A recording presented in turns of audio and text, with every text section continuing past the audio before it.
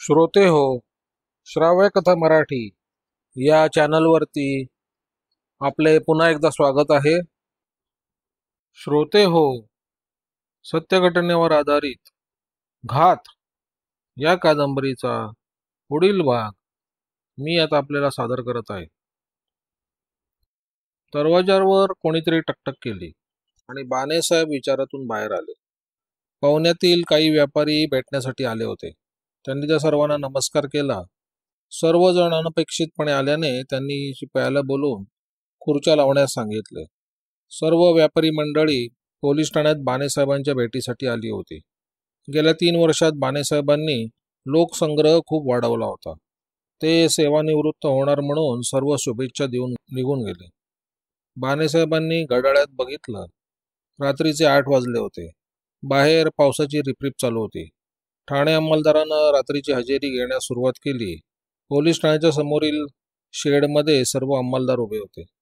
Chavan हवालदारांनी parade सावधान करून साहेबांना केबिनमध्ये जाऊन रिपोर्ट केला. पाहुण्याला जेमतेम 30-35 लोकांचा स्टाफ होता. साहेब उठून बाहेर आले. चव्हाण हवालदारांनी परेड विश्राम केली. बानेसाहेबांचा उद्याचा शेवटचा दिवस होता. चव्हाण हवालदार सर्वांच्या वतीने साहेबांना विनंती करत म्हणाले, उद्या रात्री निरोप समारंभाचा छोटेखानी कार्यक्रम ठेवणार आहोत साहेब, परवानगी द्यावी. पोलीस दल शिस्तीचं असल्यामुळे बानेसाहेबांनी त्यांना परवानगी दिली. चव्हाण हवालदारांना पुन्हा परेड सावधान करून साहेबांना मानवंदना देऊन परेड विसर्जन केली. रात्रीचे 10 वाजत आले होते. दिवसपाळीचे कर्मचारी निघून गेले. रात्रपाळी ऑफिस ड्युटी, वायरलेस ड्युटी, इतर 1-2 कर्मचारी हजर होते. काही अंमलदार हायवेवर दरोडा प्रतिबंधक गस्ती करता जाण्यासाठी आपली रायफल काढून घेत होते. बानेसाहेबांनी त्यांच्याकडे असलेली प्रकरण अद्ययावत करून ठेवली. काही प्रकरणं दप्तरी दाखल करायची होती. त्याबद्दल जाधवाला सूचना देऊन कॅब घालून जाण्यासाठी उठले. आजची रात्र त्यांच्या पोलीस सेवेतील शेवटची रात्र होती. ते उभे राहिले. एकदा आपल्याच केबिनला चारी बाजूनी निहाळलं. आज त्यांना थोडं अस्वस्थ वाटत होतं. गेली 35-36 वर्ष वेळ काळाचं बंधन न पाळता दिवस-रात्र काम केलं. खात्यात पाय ठेवल्यापासून आत्तापर्यंतचा एक एक क्षण आठवू लागला. वयाच्या 22व्या वर्षी पोलीस शिपाई म्हणून सुरुवात करून नंतर खात्यांतर्गत परीक्षा देऊन ते फौजदार पदापर्यंत पोचले होते. नाशिक जिल्ह्यातून सुरुवात करून ते सर्व कोकण क्षेत्र फिरून ठाणे जिल्ह्यात गेल्या 3 वर्षापासून काम करत होते. खात्यात आल्यानंतर कालांतरानं त्यांचा विवाह झाला. एक मुलगा आणि एक मुलगी असा छोटा परिवार होता. मुलगी विवाह होऊन परक्या घरी गेलेली, तर मुलगा इंजिनियर होऊन पुण्यात राहत होता. साहेब कुटुंबासह ठाण्यात राहत होते. एका क्षणात सर्व जीवनाचा शरीपाठ डोळ्यासमोरून निघून गेला. बानेसाहेब बंगल्यात आले. त्यांनी युनिफॉर्म काढून हँगरला अडकवून ठेवला. हातपाय धुवून ते खुर्चीत बसले. काम करणाऱ्या मुलानं जेवण लावू का म्हणून विचारलं. जेवण करून बानेसाहेब आराम करू लागले. 30 जून. बानेसाहेब सकाळी नेहमीप्रमाणे उठले. समोर भिंतीवर कालनिर्णय दिनदर्शिकेवर त्यांची नजर गेली. त्यांचं मन बेचैन झालं. सकाळी सकाळी उदास वाटत होतं. बाहेर आभाळ भरून आलं होतं. पावसाची अधूनमधून हजेरी चालू होती. बानेसाहेबांनी सकाळच्या सर्व विधी आटपून युनिफॉर्म घातला. आरशासमोर उभे राहून ते स्वतःला निरखून बघत होते. शरीर थोडं स्थूल झालेलं दिसत होतं. आरशात पाहता पाहता ते भूतकाळात गेले. 36 वर्षापूर्वीचा काळ आठवला. ब्रिटिश कारकीर्द होती. भारत पारतंत्र्यात होता. त्यावेळी त्यांना नोकरीची नितांत गरज होती. घरची परिस्थिती बेताची. नाशिकपासून 70-80 मैलावर त्यांचं छोटंसं गाव. जी शेतीवाडी होती ती निसर्गाच्या मेहरबानीवर. कमावणारे 2 हात वडिलांचे, खाणारी 5 तोंड. कसलाच मेळ नव्हता बसत. नोकरी सोडण्याच्या निमित्ताने ते नाशिकला आले आणि अचानक ध्यानीमनी नसताना पोलीस खात्यात नोकरी मिळाली. सुरुवातीला ट्रेनिंग, नंतर हेडक्वार्टरला पोस्टिंग. पगार जेमतेम 40-50 रुपये. पण त्यावेळचे 40-50 रुपये ही फार मोठी रक्कम होती. नोकरी मिळाल्याचा आनंद गगनात मावत नव्हता. घरी पोस्टकार्ड पाठवून त्यांनी नोकरी लागल्याची बातमी वडिलांना कळवली. कधीतरी त्यांना पत्र मिळालं. गावात आनंदाची बातमी पसरली. वडील पत्र मिळाल्यानंतर त्यांना भेटायला आले. बानेसाहेब पोलिसांच्या गणवेशात होते. वडिलांनी त्यांना पाहिलं. बानेसाहेबांनी युनिफॉर्ममध्ये वाकून त्यांना नमस्कार केला. वडिलांनी त्यांना दोन्ही हातांनी धरून उभं केलं. ते आपल्या मुलाला वरपासून खालपर्यंत न्याहाळत होते. त्यांच्या चेहऱ्यावर आनंद दिसत होता. वडील शिकलेले नव्हते, पण त्यांनी आपल्या पोलीस मुलाला बहुपोल सल्ला दिला. ते म्हणाले, सदानंद, आपल्या मागच्या पिढीत कोणीच नोकरी केलेली नाही आणि पोलीस खात्यात तर कोणीच नाही. सध्याचा काळ काही फार चांगला नाही. ब्रिटिश सरकार आहे. आपला देश स्वातंत्र्याच्या उंबरठ्यावर आहे. आपल्याच लोकांवर अन्याय करू नकोस. कधी काळी कोणी गरीब माणसं मदतीसाठी आली तर कशाचीही अपेक्षा न करता त्यांना मदत कर. बानेसाहेबांच्या अंगावर शहारे आले. ते एकदम दचकले, भानावर आले. वाऱ्याची एक थंडगार झुळूक अंगाला स्पर्शून गेली. वडिलांचा शब्दांशब्द त्यांना आठवत होता. त्यांनी पूर्ण नोकरीच्या कालावधीत वडिलांनी दिलेला कालमंत्र तंतोतंत पाळला होता. ते सरळ पोलीस ठाण्यात येऊन केबिनमध्ये आता दाखल झाले. ठाणे अंमलदारांनी एक सॅल्यूट देऊन त्यांना मानवंदना दिली. जाधवनं आलेला वायरलेस मेसेज फाईलमध्ये ठेवून साहेबांपुढे ठेवला. हेडक्वार्टरवरून SP साहेबांचा वायरलेस होता. नवीन मोटकर फौजदारांची बानेसाहेबांच्या जागी नियुक्ती करण्यात आली होती. नवीन फौजदार केव्हा येणार ते माहीत नव्हतं. आज त्यांच्या नोकरीचा शेवटचा दिवस होता. त्यांनी जाधवला सांगितलं, चार्ज यादी तयार कर. मी चार्ज जमादार साळवेला देत आहे. 1-2 दिवसात मोटकर साहेब येतील. जाधवनं जी सर म्हणून सावधान होऊन दोन्ही हात शरीराबरोबर ताट करून सॅल्यूट केला व निघून गेला. 5 मिनिटांनी परत आला. साहेबांना विनंती केली, सर, आज संध्याकाळी 7 वाजता पोलीस स्टेशनच्या समोर शेडमध्ये निरोप समारंभ ठेवला आहे. ठीक आहे, डॉक्टर आणि फॉरेस्ट पाटील साहेबांना पण बोलवा. जाधवनं जी सर म्हणून त्यांना विचारलं, सर, आजूबाजूचे काही पोलीस पाटील, वाच्छापूरचे ठाकूर शेठ यांना बोलवलं तर चालेल का? बानेसाहेबांनी होकारार्थी मान हलवली. लागलीच जाधव, पिंगळे व चव्हाण यांनी पुढाकार घेऊन निरोप समारंभाचा छोटेखानी कार्यक्रम आयोजित केला. बानेसाहेब नियमित कामकाज करत केबिनमध्ये बसले होते. ज्यांना ज्यांना त्यांच्या निवृत्तीबद्दल समजलं होतं ते लोक येऊन साहेबांना भेटून सदिच्छा व्यक्त करून जात होते. जाधव आणि Pingale doctor Mahajan, forest officer Patil यांना समक्ष निरोप देऊन आले. जाधवांनी स्वतःची सायकल काढली. रेनकोट अंगावर घालून अर्ध्या तासात वाच्छापूर गाठलं. अचानक जाधवला आल्याचं पाहून शेठनं आश्चर्य वाटलं. ते म्हणाले, या जाधवराव, आज एकदम अचानक फेरी मारली. आपल्या शेवंताचा काही पत्ता लागला काय? जाधवांनी सायकल स्टँडवर उभी करून नमस्कार केला. शेठच्या घराच्या ओसरीवर खुर्चीत बसत म्हणाले, तातडीचा निरोप आहे म्हणून आलो. बोला, काय काम काढलं? बानेसाहेब आज सेवानिवृत्त होत आहेत. संध्याकाळी पोलीस ठाण्यात छोटासा कार्यक्रम ठेवला आहे. मोजक्या लोकांना निमंत्रित केलंय, त्यात तुम्ही आहात. त्यासाठी एवढ्या घाईने आलो. तुम्ही संध्याकाळी 7 वाजेपर्यंत या. असं म्हणून जाधव उठले. तेवढ्यात मालकीणबाईंनी पाण्याचा तांब्या आणि चहाचा कप आणला. जाधव परत खुर्चीत बसले. तो चहा पिऊन कप खाली ठेवून उठणार तेवढ्यात शेठ म्हणाले, जाधव, 5 मिनिटं बसा. असं म्हणून ते घरात गेले आणि बाहेर येऊन परत विचारलं, कार्यक्रम किती वाजता आहे? शेठ, रात्री 7 वाजता कार्यक्रम आहे, जाधव म्हणाला. जेवणाचा काही कार्यक्रम नाही, पण बानेसाहेब, डॉक्टर आणि फॉरेस्ट ऑफिसर पाटील साहेब एखाद्या वेळी एकत्रित जेवतील असं वाटतंय. ठीक आहे, शेठ म्हणाले. मी येतो संध्याकाळी तानाजीला घेऊन आणि येताना 8-10 लोकांचं जेवण तयार करून घेऊन येतो. तुम्ही साहेबांना निरोप सांगा माझा. हो, देतो निरोप शेठ. असं म्हणत जाधव नमस्कार करून निघून गेला. शेठ बायकोला बोलून म्हणाले, वस्तीवर निरोप पाठवून जन्या आणि कलीबाईला बोलून घ्या. जानूला निमगाव नाक्यावर पाठवून अब्दुलकडून 4 किलो मटण मागवून घ्या.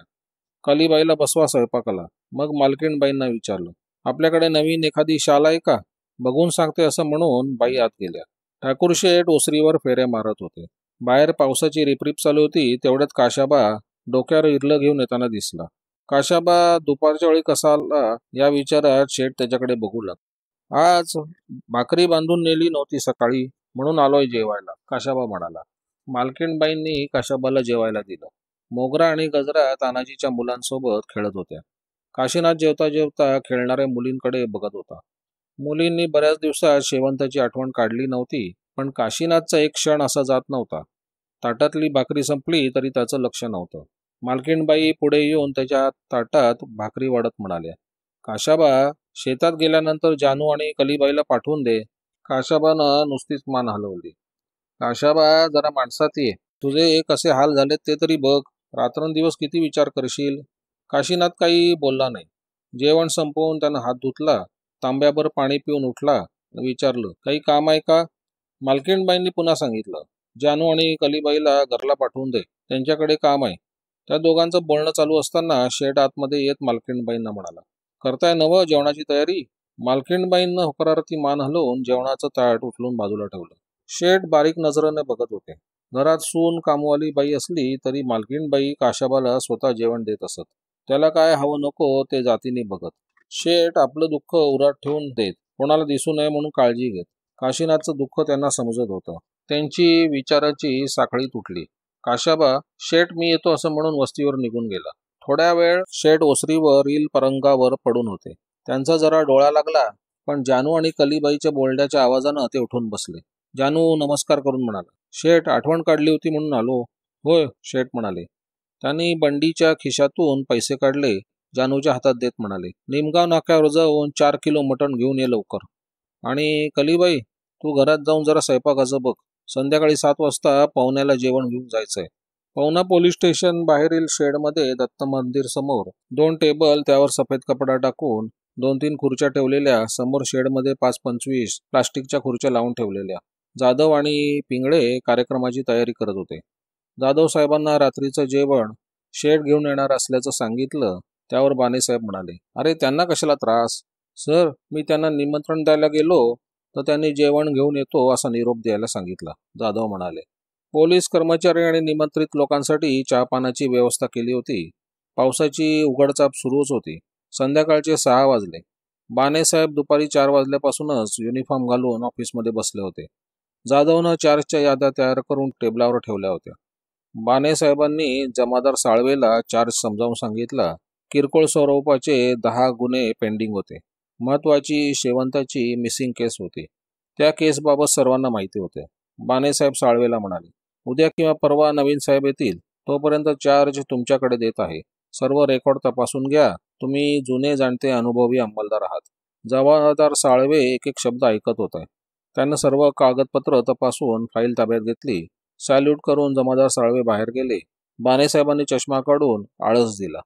बेलचं बटन दाबून शिपायाला बोलवलं. शिपाई आतमध्ये आला. त्या मागोमाग डॉक्टर वाबळे, डॉक्टर महाजन आणि फॉरेस्ट ऑफिसर पाटील केबिनमध्ये आले. त्यांनी नमस्कार केला. बानेसाहेबांनी उठून या तिन्ही अधिकाऱ्यांशी शेकहँड करत बसा बसा असं म्हणाले. बानेसाहेबांनी शिपायाला चहा आणायला सांगितला.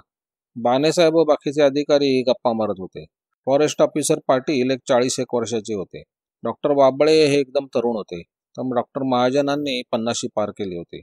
बानेसाहेब बोलत होते. आपल्या पोलीस खात्यात प्रवास कसा सुरू झाला, इथपर्यंत कसे पोचलो याची माहिती देत होते.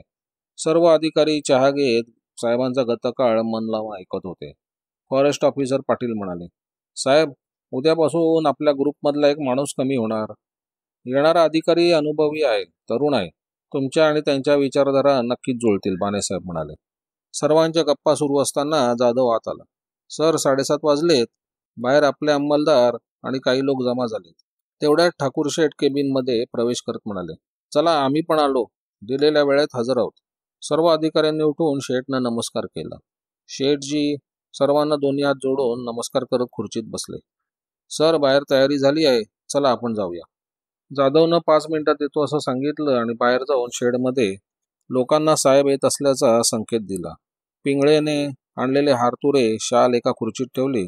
तेवढ्यात ठाकूरशेठचा मुलगा तानाजी एक हार व शाल आणि एक ओला हिरवा नारळ घेऊन आला. ते त्यानं पिंगळेच्या हातात दिलं. सर्व लोक शेडमध्ये खुर्चीवर स्थानापन्न झाले होते. आपापसात कुजबूज सुरू झाली. बानेसाहेब पोलीस स्टेशनमधून बाहेर आले तसे खुर्चीवर बसलेले सर्व लोक उठून उभे राहिले. जमादार साळवेंना कर्मचाऱ्यांना सावधान होण्याबाबत आदेश देऊन पुढे होऊन सॅल्यूट करून मानवंदना दिली.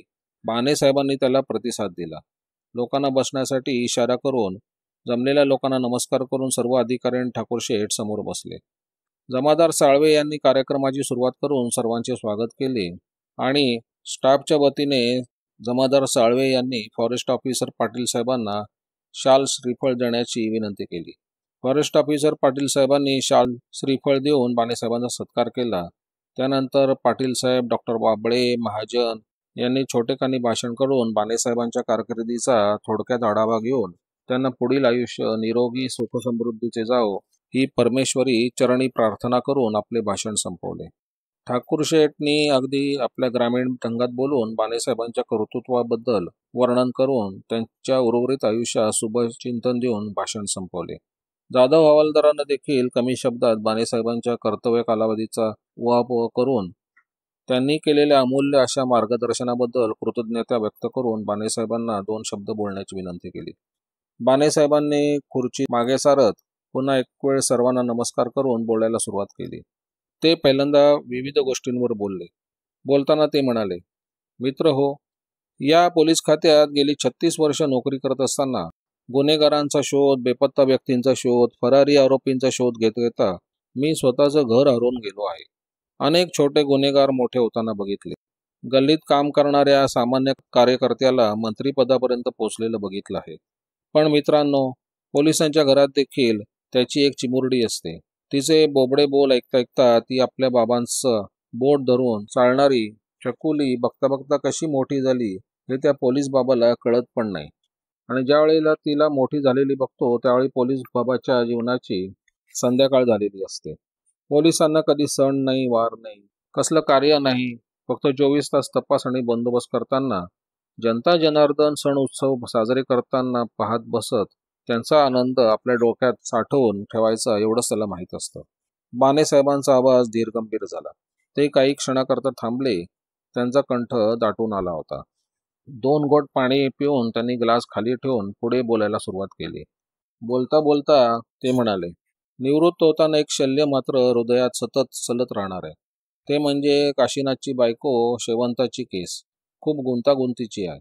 आम्ही सर्वांनी प्रयत्न केले पण काही एक धागाद्वारा मिळत नाही. तशी एका रिक्षाबाबत माहिती मिळाली आहे. त्यावरून काहीतरी कळण्याची शक्यता आहे. शेठकडे पाहत बाणेसाहेब म्हणाले, शेवंतच्या प्रकरणात लवकरच काहीतरी धागादोरा मिळेल अशी आशा निर्माण झाली आहे. मी जरी सेवानिवृत्त झालो असलो तरी येणारे नवीन फौजदार मोटकर साहेब हे तरुण आणि तडफदार आहेत. ते नक्कीच या केसचा छडा लावतील यात शंका नाही. बाणेसाहेबांनी आपल्या भाषणात शेवंताचा उल्लेख केल्यानं शेठच्या चेहऱ्यावर एक दुःखाची छटा उठून गेल्याचं दिसत होतं. बाणेसाहेब पुन्हा एक दीर्घ श्वास घेऊन बोलू लागले आणि काही वेळाने जय हिंद जय महाराष्ट्र करून त्यांनी आपलं भाषण संपवलं व खुर्चीत बसले. तसा जमलेल्या लोकांनी टाळ्याचा कडकडाट केला. जाधव हवालदार यांनी सर्व स्टाफचे आलेल्या निमंत्रित पाहुण्यांचे आभार मानून कार्यक्रम संपल्याचे जाहीर केले. सर्वांना चहा पाणी देण्यात आले. सर्व अंमलदारांनी रांगेत शिस्तीत उभे राहून एकेकाने पुढे येऊन बाणेसाहेबांशी हस्तांदोलन केले व बाजूला उभे राहिले. नंतर आलेले लोकांनी हस्तांदोलन करून सर्वजण निघून गेले. जाधवनं साहेबांना ठाकूर शेठ यांनी जेवण तयार करून आणल्याची आठवण केली. मग सगळेजण फॉरेस्ट ऑफिसर पाटील यांच्या विनंतीनुसार त्यांनी फॉरेस्ट ऑफिसरच्या बंगल्यात जेवण नेऊन ठेवले. बाणेसाहेब आणि त्यांच्याबरोबरचे डॉक्टर, शेठ, फॉरेस्ट ऑफिसर पाटील असे सर्वजण साहेबांच्या केबिनमध्ये जाऊन बसले. बाणेसाहेब त्यांना म्हणाले, तुम्ही असं करा, सर्वजण पाटील साहेबांच्या बंगल्यावर पुढे चला, मी 10 मिनिटात येतो. सर्वजण पाटील साहेबांच्या बंगल्यावर गेले. बाणेसाहेबांनी जाधव हवालदार आणि ठाणे अंमलदार चव्हाण यांना बोलवून म्हणाले, जाधव, कार्यक्रमाचं नियोजन चांगलं केलं होतं. सर, किती साधा कार्यक्रम होता, जाधव शरमून म्हणाला. सर, आपलं भाषण खूप चांगलं होतं. शब्दांशब्द माझ्या डोक्यात अगदी फिट बसला आहे. पुढील आयुष्यात आपण केलेला उपदेश नोकरी करताना पदोपदी माझ्या उपयोगी पडणार आहे. आपण वेळोवेळी केलेले कानमंत्र मी तंतोतंत पाळीन. त्यानंतर जाधव आणि चव्हाण दोघांनी बाणेसाहेबांना धन्यवाद देत आभार व्यक्त केले. साहेबांनी स्टेशन डायरी हातात घेतली, पेन घेतलं आणि डोळ्यावर चष्मा लावून काही वेळ हातातल्या पेनशी चाळा करत ते डायरीतील एक एक नोंद बघत होते. आणि आता शेवटची नोंद त्यांना करायची होती. ते भावनिक झाले होते. काहीच वेळातच बाणेसाहेबांनी वेळ न दवडता पटकन स्टेशन डायरीत सेवानिवृत्त होत असल्याची नोंद करून पेन खिशाला लावला आणि डायरी बंद केली आणि उठले. जाधव आणि चव्हाण एका बाजूला उभे राहिले. बाणेसाहेबांनी उठून दोन्ही हात जोडून प्रथम समोरील आणि नंतर खुर्चीला हात लावून वंदन केले. समोर असलेल्या गणपतीच्या फोटोसमोर हात जोडून नमस्कार करून ते केबिनमधून बाहेर आले. बाहेर अद्याप काही कर्मचारी उभे होते. त्यांनी सर्वांशी हात मिळवला आणि पोलीस स्टेशनमधून एक एक पायरी जड अंतःकरणाने उतरून बाजूला असलेल्या दत्त मंदिरात जाऊन श्री दत्ताचे दर्शन घेऊन ते बंगल्याच्या दिशेने निघाले. बाणेसाहेब मागोमाग जाधव त्यांच्या बंगल्यावर आले. साहेबांनी युनिफॉर्म उतरून हँगरला अडकवला आणि सिव्हिल कपडे घालून बाणेसाहेब आणि जाधव पाटलांच्या बंगल्यात गेले. सर्वजण बाणेसाहेबांची वाट बघत होते. सर्वांनी गप्पा गोष्टी करत जेवण संपवलं. रात्रीचे 11 वाजले होते. वेळ कसा गेला ते कळलं नव्हतं. ठाकूरशेठ सगळ्यांना म्हणाले, आता आम्हाला परवानगी द्या, आम्ही निघतो. बाणेसाहेब म्हणाले, ठीक आहे, रात्र फार झाली, आपण सर्वजण निघूया. उद्या सकाळी मलाही जायचंच आहे. अहो साहेब, मी तानाजीला पाठवतो जीप घेऊन, ठाकूरशेठ म्हणले. तुम्ही किती वाजता जाणार तेवढं सांगा, गाडी त्यावेळेला पाठवून देतो. तानाजी तुम्हाला ठाण्याला सोडून परत येईल. बाणेसाहेब काही बोलणार तेवढ्यात ठाकूरशेठ मध्येच म्हणाले, साहेब, आता तुम्ही त्रास तसदी असं काही बोलू नका, चला. असं म्हणून ते बाहेर आले. ठीक आहे, दुपारी 2 वाजता गाडी पाठवा, साहेब म्हणाले. शेठ आणि तानाजी जीप घेऊन वाच्छापूरला गेले. बाकीची मंडळी आपापल्या ठिकाणी रवाना झाली.